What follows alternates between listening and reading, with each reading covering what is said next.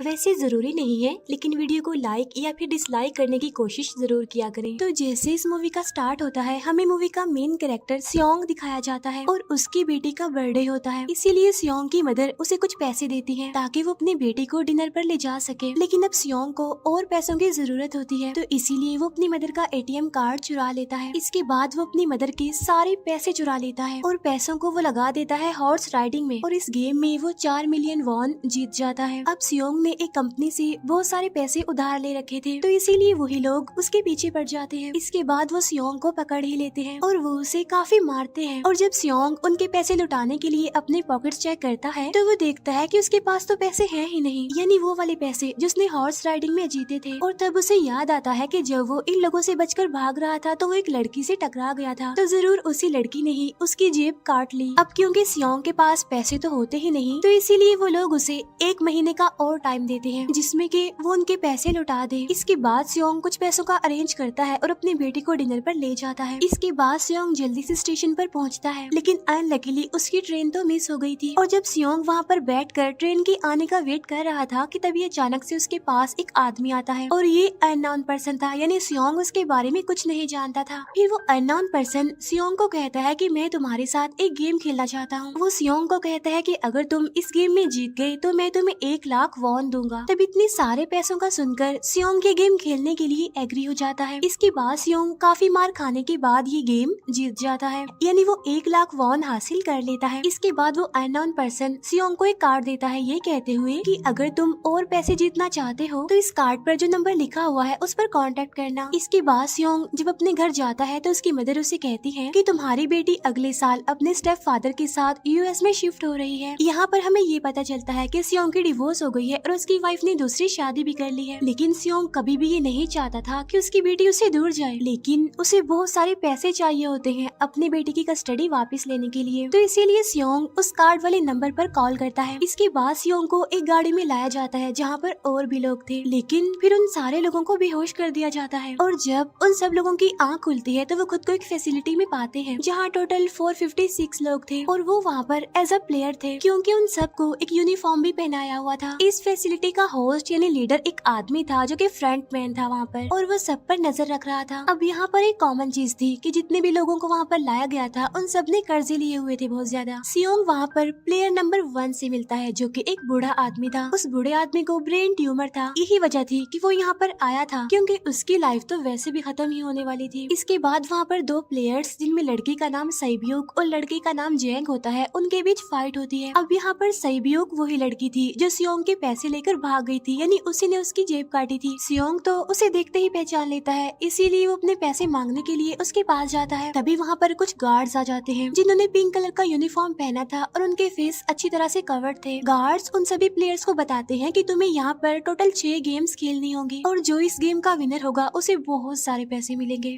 इसके बाद उन सबसे एक कॉन्ट्रैक्ट पर साइन करवाया जाता है और इस कॉन्ट्रैक्ट के 3 मेन रूल्स थे। पहला रूल ये कि कोई भी प्लेयर अपनी मर्जी से गेम को छोड़कर नहीं जा सकता। दूसरा रूल ये होता है कि जो भी प्लेयर खेलने से मना करेगा तो उस प्लेयर को एलिमिनेट कर दिया जाएगा, और उनके मुताबिक एलिमिनेट का मतलब क्या था ये तो हम आगे ही जानेंगे। गेम का तीसरा रूल ये था कि अगर मेजोरिटी इस गेम को खेलना नहीं चाहती तो वो इस गेम को छोड़कर जा सकते हैं। इसके बाद उन सबको गेम के लिए ले जाया जाता है। अब यहाँ पर सियोंग अपने क्लासमेट सेंगवू से भी मिलता है जो कि उसे बचपन से जानता था। सियोंग उसे वहाँ पर देखकर काफी हैरान होता है क्योंकि वो तो किसी बिजनेस के लिए आउट ऑफ कंट्री चला गया था। अब पहले गेम के लिए वहाँ पर एक काफी बड़ी डॉल थी और इस गेम का रूल काफी सिंपल था, और वो ये था कि डॉल जब भी गाना गाएगी उन सबको आगे बढ़ना है, और जैसे ही वो गाना गाना बंद करेगी तो उन सबको रुक जाना है और मूव नहीं करना है, और अगर कोई हिल गया तो उसे एलिमिनेट कर दिया जाएगा। अब स्टार्टिंग में तो ये सब कुछ उन्हें किसी प्रैंक की तरह लग रहा था, लेकिन जब एक लड़का हिल जाता है तो उसे शूट करके मार दिया जाता है, और यही होता है एलिमिनेट का मतलब, यानी उन्हें मार दिया जाएगा। अब ये देखकर वो सारे लोग काफी घबरा जाते हैं और उन्हें पता चल चुका था कि वो खतरे में है, इसीलिए लोग डरते हुए पैनिक करते हुए इधर उधर भागने लगते हैं।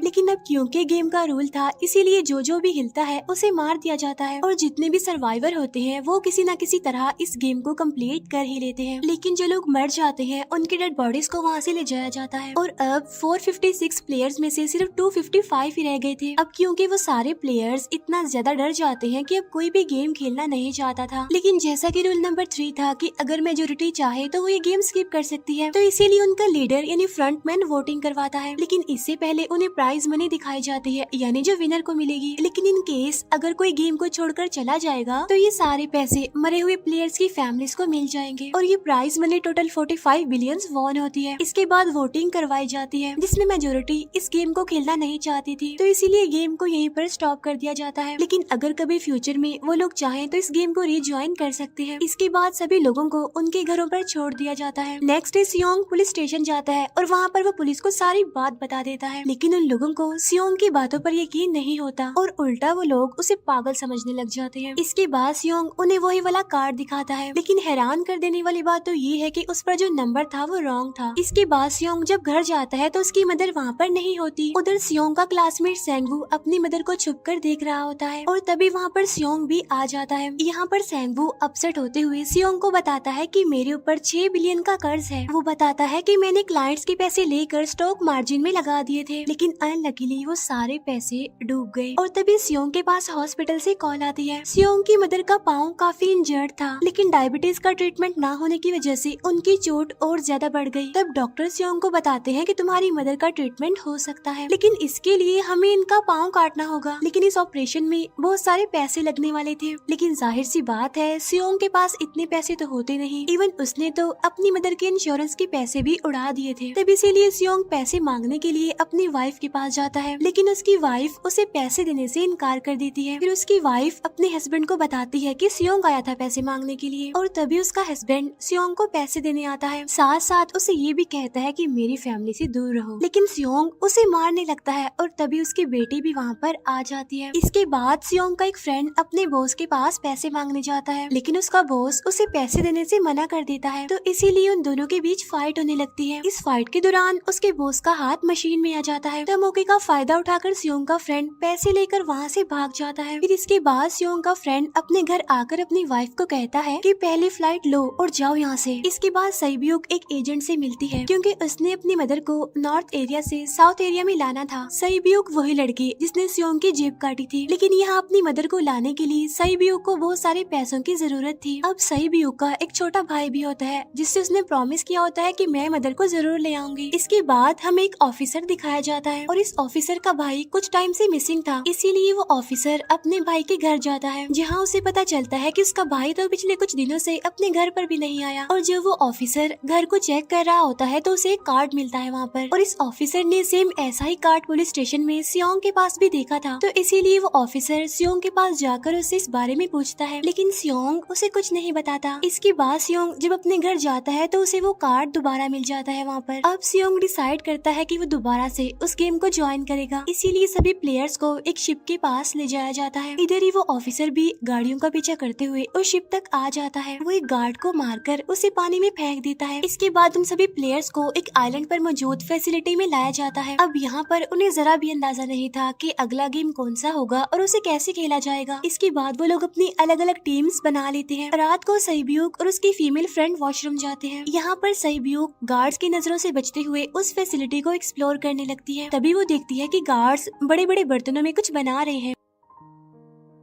लेकिन अब क्योंकि गार्ड्स को शक हो जाता है तो ये गार्ड वॉशरूम्स को चेक करने के लिए आता है, लेकिन तब तक सईब्यूक वापस आ चुकी थी। इसके बाद सईब्यूक अपनी फीमेल फ्रेंड को सारी बात बता देती है जो उसने देखा था, लेकिन यहाँ पर सेंगवू उन दोनों की बातें सुन लेता है और वो इस बारे में सईब्यूक से पूछता है, जिस पर सईब्यूक बताती है कि वो बड़े बड़े बर्तनों में कुछ पका रहे थे। इसके बाद उन सभी प्लेयर्स को प्ले ग्राउंड में लाया जाता है, जहाँ पर उनके सामने 4 शेप्स थी। 4 शेप्स में से उन्होंने किसी एक शेप को चूज करना था। अब यहाँ पर सेंगवू को पता चल जाता है कि गेम क्या है और क्या करना है हमें। सेंगवू सियोंग को बताता है कि सबने अलग अलग शेप्स को चुनना है। इसके बाद उन सभी को एक छोटा सा बर्तन दिया जाता है जिसमें की शेप्स बनी होती है। अब गेम उनकी ये होती है कि उन्होंने किसी तरह उस शेप को बाहर निकालना है बगैर डैमेज किए, लेकिन अगर शेप जरा से भी खराब हो गई तो उन्हें एलिमिनेट कर दिया जाएगा, यानी मार दिया जाएगा। अब यहाँ पर सेंगवू तो इजिली उस शेप को निकाल लेता है, लेकिन सियोंग इतना ज्यादा घबरा जाता है कि उसकी हालत खराब होने लगती है, लेकिन फिर वो किसी न किसी तरह करके इस गेम को भी जीत लेता है। इसके बाद उन सबको वापस से रूम में लाया जाता है। अब यहाँ पर 187 प्लेयर्स वापस आए थे, जिनमें से अब सिर्फ 108 ही रह गए थे। इसके बाद उन सबको खाने के लिए ले जाया जाता है, लेकिन खाने की वजह से जैंग की एक लड़के से फाइट हो जाती है, जहाँ पर जैंग उस लड़के को इतना ज्यादा मारता है कि वो मौके पर ही मर जाता है। इधर ही हम देखते हैं कि उन प्लेयर्स में से एक डॉक्टर होता है जो गार्ड्स के साथ मिलकर मरे हुए लोगों के ऑर्गन्स निकाल कर उन्हें चाइनीज को बेचने का काम करता है। इसीलिए जब भी डेड बॉडीज को ले जाया जाता है तो वो डेड बॉडीज को गायब कर लेते हैं, क्योंकि ये सब कुछ एक प्लान के अकॉर्डिंग चल रहा था, क्योंकि ये सारा कुछ फ्रंट मैन से छुप कर हो रहा था। यही वजह थी कि कंट्रोल रूम में भी उन्होंने अपना ही एक आदमी बिठाया हुआ था जो कि उन लोगों की सारी वीडियो फुटेज डिलीट कर देता था, और गार्ड्स तो डॉक्टर को गेम के बारे में पहले ही बता देते थे ताकि वो सरवाइव कर सके। यहाँ पर एक गार्ड उसी प्लेयर डॉक्टर को बताता है कि आज हमने प्लेयर्स को जानबूझकर खाना कम दिया है ताकि वो आपस में लड़ने लगे, जिससे होगा ये कि सारे वीक प्लेयर्स गेम से आउट हो जाएंगे। साथ ही गार्ड डॉक्टर को अपनी अगली गेम के बारे में बता देता है। अब 30 मिनट के बाद वहाँ पर लाइट्स ऑफ होने वाली थी। अब यहाँ पर सेंगवू को पता था कि सियोंग की टीम जरूर कोई उल्टा काम करेगी, इसीलिए वो उस टीम को अपने पास बुलाकर उन्हें रिलैक्स रहने के लिए कहता है। उधर वो जो डॉक्टर प्लेयर होता है वो जैंग की टीम में शामिल हो जाता है। यहाँ पर डॉक्टर जैंग को बता देता है कि अगला गेम क्या होने वाला है। इसके बाद लाइट्स ऑफ हो जाती है और जैंग अपनी टीम के साथ मिलकर बाकी सभी को मारने लगता है। जैंग एक लड़की को मारकर सईब्यू को मारने जाता है, लेकिन तभी सियोंग उसे बचा लेता है। इसके बाद गार्ड्स वहाँ पर आकर उन सभी को रोक लेते हैं और अब टोटल 80 लोग रह गए थे। इसके बाद उन सभी को तीसरे गेम के लिए ले जाया जाता है और यहाँ पर उन्हें 10-10 प्लेयर्स की एक टीम बनाने के लिए कहा जाता है, और वो लोग ऐसा ही करते हैं, अपनी अपनी टीम बना लेते हैं। अब क्योंकि जैंग को अगली गेम के बारे में पहले ही पता होता है, इसीलिए वो सईब्यू की फीमेल फ्रेंड को अपनी टीम में नहीं रखता और वो अपनी टीम में सिर्फ मर्दों को ही रखता है। इसके बाद सेंगवू भी अपनी एक टीम बना लेता है। अब क्योंकि उन्हें एक प्लेयर की जरूरत थी तो इसीलिए सईब्यू की फीमेल फ्रेंड उनके टीम में शामिल हो जाती है, और ये गेम असल में टग ऑफ वॉर का होता है, यानी उन्होंने अपने सामने वाली टीम को नीचे गिराना था। इसके बाद गेम स्टार्ट हो जाती है और जैंग की गेम बड़ी आसानी से इस गेम को जीत लेती है। इसके बाद बारी होती है सेंगवू की टीम की। तब प्लेयर नंबर 1 यानी वो बूढ़ा आदमी कहता है कि मैंने अपनी जिंदगी में बहुत सारी टग ऑफ वॉर्स खेल रखी हैं, इसीलिए उन सबको गाइड करता है कि इस गेम को कैसे जीतना है।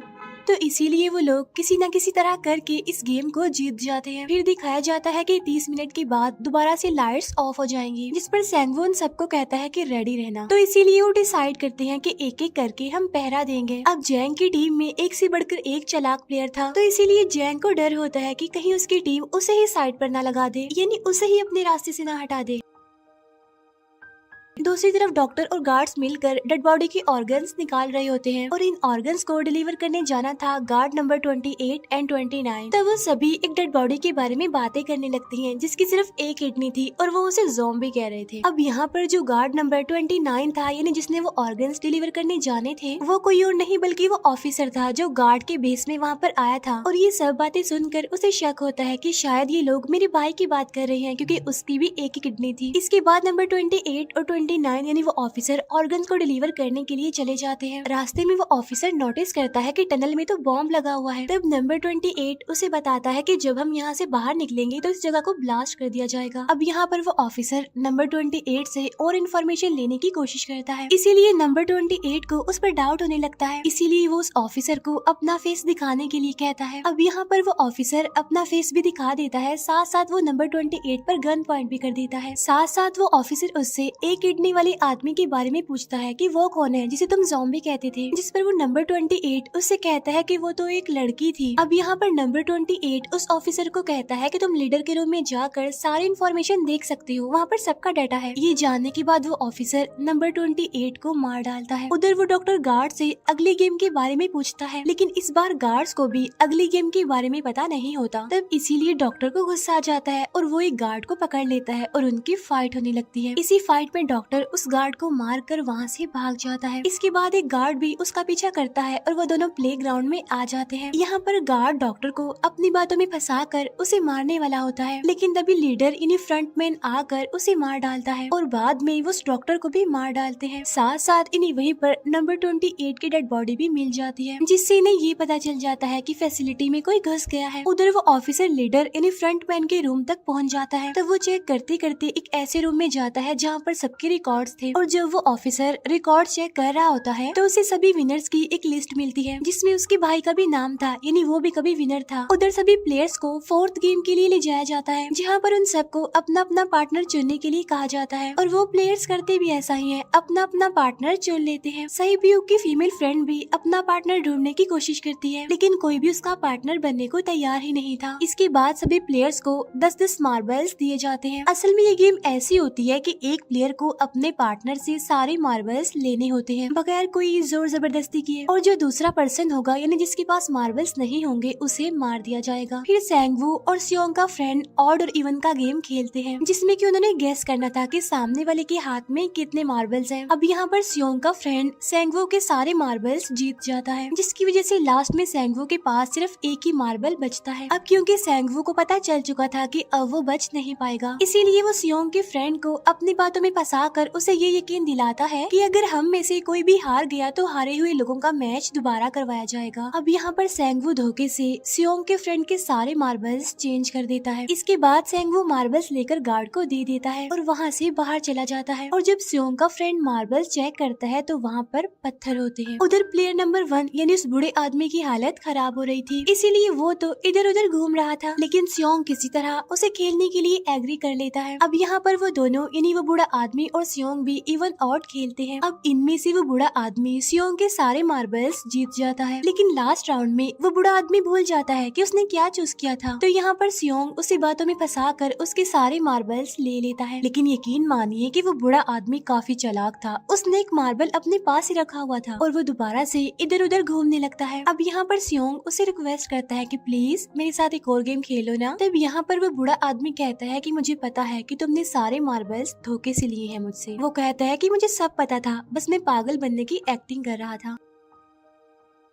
तभी सुनकर सियोंग को उस पर तरस आ जाता है और वो उसे ही सारे मार्बल्स दे देता है। उसके बाद सहीब्यूक और उसकी फीमेल फ्रेंड भी गेम खेल रहे होते हैं। उनकी गेम ये होती है कि जो मार्बल्स को दीवार के ज्यादा करीब फेंकेगा वो ही जीतेगा। पहले सहीब्यूक अपने मार्बल्स फेंकती है, लेकिन जब सहीब्यूक की फ्रेंड की बारी आती है तो वो अपने सारे मार्बल्स फेंक देती है। लेकिन जब सहीब्यूक ये देख लेती है तो वो अपने फ्रेंड को दोबारा फेंकने के लिए कहती है, जिस पर उसकी फ्रेंड कहती है कि नहीं सहीब्यूक, मैं बिल्कुल अकेली हूँ, मेरे पीछे तो कोई भी नहीं है, लेकिन अगर तुम्हें कुछ हो गया तो ये अच्छी बात नहीं है, तुम्हारे पीछे तुम्हारा छोटा भाई है, तुम्हारा वेट कर रहा है वो। और इसी वजह से सहीब्यूक की फ्रेंड को मार दिया जाता है। इसके बाद उन सबकी डेड बॉडीज को वहाँ से ले जाया जाता है। इसके बाद वो सब वापिस से रूम में आ जाते हैं। यहाँ पर जैंग देखता है कि सहीब्यूक की वो वाली फ्रेंड तो अभी तक जिंदा है, जो कि बड़ी आराम से बैठी हुई थी। अब यहाँ पर हमें पता चलता है कि सहीब्यूक की ये वाली फ्रेंड जैंग की भी फ्रेंड थी, लेकिन अब क्योंकि उन दोनों के बीच किसी बात को लेकर क्लैश चल रहा था तो इसीलिए जैंग की वो फ्रेंड उसे बुली करने लगती है। इसके बाद फ्रंटमैन को एक डेड बॉडी के पास उस ऑफिसर का आईडी कार्ड मिल जाता है। तभी फ्रंटमैन को पता चलता है कि उसके सारे वीआईपीज आ चुके हैं, तो इसीलिए फ्रंटमैन उन्हें लेने के लिए चला जाता है। फिर सारे वीआईपीज को उनके रूम में लाया जाता है। इसके बाद फ्रंटमैन वीआईपीज के आने के बारे में एक और आदमी को जाकर बताता है, और यही आदमी मेन होता है। और ये कौन होता है हम ये आगे जानेंगे। फिर नेक्स्ट डे उन सबको 5वें गेम के लिए लाया जाता है, जहाँ पर 1 से लेकर 16 तक नंबर पड़े होते हैं, और वो सभी प्लेयर्स अपना अपना नंबर ले लेते हैं। नंबर का मतलब ये था कि जो नंबर भी एक प्लेयर पर आएगा उसके मुताबिक उसकी बारी आएगी। अब यहाँ पर लास्ट में पहला और आखिरी नंबर रह जाता है, यानी 1 और 16। तो यहाँ पर सियोंग कंफ्यूज हो जाता है कि उसे कौन सा नंबर चूज करना चाहिए। अगर उसने पहला नंबर लिया तो वो फंसेगा और मरेगा, क्योंकि उसे नहीं पता कि गेम क्या है। और अगर लास्ट नंबर लेगा तो क्या पता उसकी बारी ही ना आए, टाइम कम रह जाए। और तभी वहाँ पर एक आदमी आ जाता है और वो सियोंग को कहता है कि मुझे पहला नंबर चाहिए, क्योंकि मैं अपनी जिंदगी में कभी भी फर्स्ट नंबर पर नहीं आया। फिर इसके बाद उन्हें गेमिंग रूम में लाया जाता है। अब इस गेम का रूल ये होता है कि दिए हुए टाइम में उन्हें ब्रिज की दूसरी साइड पर जाना है। अब इसके बीच में दो तरह के ग्लास लगे होते हैं, एक तो होता है आम ग्लास और एक होता है टेम्पर्ड ग्लास। आम ग्लास पर पाँव रखते ही वो टूट जाएगा और वो लोग नीचे गिर जाएंगे। इसके बाद गेम स्टार्ट हो जाता है और वो लोग एक एक करके मरने लगते हैं। फिर एक टाइम ऐसा आता है जब जैंग सबके सामने होता है और वो आगे ही नहीं बढ़ रहा होता। अब उनके पास एक ही रास्ता था, या तो वो आगे जाए या सारे ही मर जाएं। और तभी जैंग के सामने उसकी वही फ्रेंड आ जाती है जो उसे बुली कर रही थी, और वो जैंग को कहती है कि मैंने तुम्हें कहा था कि जिस दिन तुमने मुझे धोखा दिया मैं तुम्हें मार दूंगी। इसके बाद वो जैंग को पकड़ लेती है और उसे लेकर नीचे कूद जाती है, जिसकी वजह से उन दोनों की मौत हो जाती है। अब वहाँ पर एक आदमी था जो कि ग्लास कंपनी में काम करता था और उसे पता था कि टेम्पर्ड ग्लास कौन सा है, लेकिन जब फ्रंट मैन को इस बात का पता चल जाता है तो वो लाइट्स ऑफ करवा देता है ताकि वो ग्लास को पहचान ही ना पाए। अब लास्ट में एक ही स्टेप बचता है और उनके पास तो टाइम ही नहीं था, इसीलिए सेंगवू उस आदमी को धक्का दे देता है। तो यहाँ पर सेंगवू, सियोंग और सैब्यूक ब्रिज को पार कर लेते हैं, लेकिन ग्लास टूटने की वजह से उन्हें काफी चोट लग जाती है, खास तौर पर सैब्यूक को। उधर उस ऑफिसर ने एक सर्वेंट को मारकर उसकी जगह खुद ले ली थी। अब एक वीआईपी को उस ऑफिसर पर शक होता है और वो उसे कहता है कि अपना मास्क रिमूव करो, लेकिन वो ऑफिसर कहता है कि ठीक है, लेकिन मैं अंदर जाकर अपना मास्क रिमूव करूंगा। इसके बाद वो ऑफिसर उस वीआईपी को लेकर अंदर चला जाता है। अंदर जाकर वो ऑफिसर उस वीआईपी को बेहोश कर देता है और इस बात का पता फ्रंट मैन को चल जाता है, इसीलिए फ्रंट मैन उसके पीछे जाता है और वो उस ऑफिसर को देख लेता है, इसीलिए वो ऑफिसर वहाँ से भागकर आइलैंड पर आ जाता है। फ्रंट मैन भी उसका पीछा करते हुए वहाँ पर आ जाता है। अब यहाँ पर वो ऑफिसर अपने सीनियर्स को कॉल करने की कोशिश करता है, लेकिन कॉल कट हो जाती है। फिर वो ऑफिसर उन्हें सारे सबूत भेजता है, लेकिन वहाँ पर नेटवर्क नहीं था। इसके बाद फ्रंट मैन ऑफिसर को पकड़ लेता है और उसे उनके साथ चलने के लिए कहता है, लेकिन वो ऑफिसर तो उस फ्रंट मैन पर गोली चला देता है। इसके बाद फ्रंट मैन अपना मास्क उतार देता है, तो वो ऑफिसर देखता है कि वहाँ पर कोई और नहीं बल्कि उसका अपना भाई है वो। इसके बाद ऑफिसर का भाई यानी फ्रंट मैन उसे शूट कर देता है और वो जाकर पानी में गिरता है। उधर ग्लास लगने की वजह से सैब्यूक काफी इंजर्ड हो गई थी और उसका बहुत सारा खून भी बह रहा होता है। इसके बाद तीनों सर्वाइवर्स को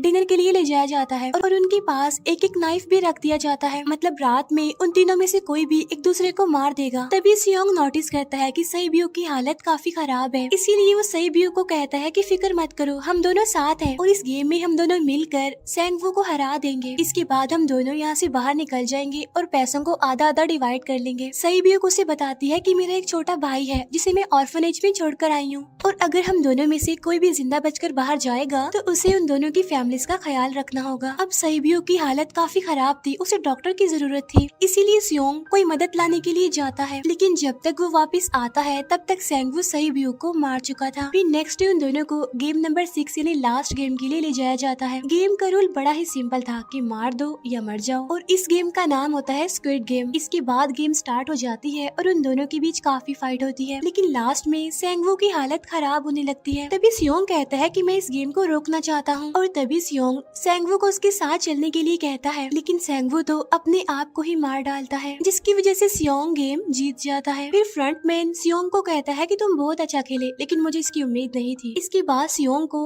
उसके घर पर छोड़ दिया जाता है और उसके पास एक एटीएम कार्ड भी था, और जब सियोंग उस एटीएम कार्ड को जाकर चेक करता है तो वो दिखता है कि सारे पैसे उसके अकाउंट में भेज दिए जाते हैं। इसके बाद सियोंग अपने घर जाता है, लेकिन तब तक उसकी मदर की डेथ हो जाती है। इसके बाद हमें 1 साल बाद का सीन दिखाया जाता है, जहाँ पर हम देखते हैं कि सियोंग की हालत काफी खराब हो गई है, यानी वो अब काफी नशा करने लग गया है और उसने अब तक उन पैसों को हाथ तक नहीं लगाया। एक दिन एक फूल बेचने वाली औरत सियोंग के पास आती है और वो उसे सेम वैसा ही कार्ड देती है जिसमें एक एड्रेस लिखा हुआ था, और फिर सियोंग उस एड्रेस पर जाता है, जहाँ पर उसे पता चलता है कि ये सारा किया धरा किसी और का नहीं बल्कि उस बूढ़े का है, प्लेयर नंबर 1 का, और वो अभी भी जिंदा है। यहाँ पर वो बूढ़ा आदमी सियोंग को बताता है कि मैं अपनी लाइफ से बोर हो चुका था और ये सारी गेम मैंने अपने क्लाइंट्स के साथ मिलकर बनाई ताकि मैं लोगों को मरता हुआ देखकर एंजॉय कर सकूं, लेकिन हाँ, हमने किसी को मजबूर नहीं किया था ऐसा करने के लिए, और मैंने गेम में इसीलिए पार्टिसिपेट किया क्योंकि गेम देखने से ज्यादा उसे खेलने में मजा आता है। वो कहता है जो पैसे तुम्हारे पास है वो मेरे ही हैं, और ये कहते ही उस बूढ़े आदमी की मौत हो जाती है। इसके बाद सियोंग सैब्यूक के छोटे भाई के पास जाता है और उसे लेकर वो जाता है सेंगवू की मदर के पास, और वो सेंगवू की मदर को कहता है कि इस बच्चे का ख्याल रखना, साथ साथ वो उसे एक बैग भी देता है जिसमें बहुत सारे पैसे होते हैं। इसके बाद सियोंग स्टेशन पर जाता है, जहाँ पर उसे वही अननोन पर्सन मिलता है जो कि उसे मूवी के स्टार्ट में भी मिला था। यहाँ पर सियोंग उसका पीछा भी करता है, लेकिन तब तक वो भाग चुका था। फिर सियोंग उस कार्ड वाले नंबर पर कॉल करता है और वो पूछता है कि तुम लोग कौन हो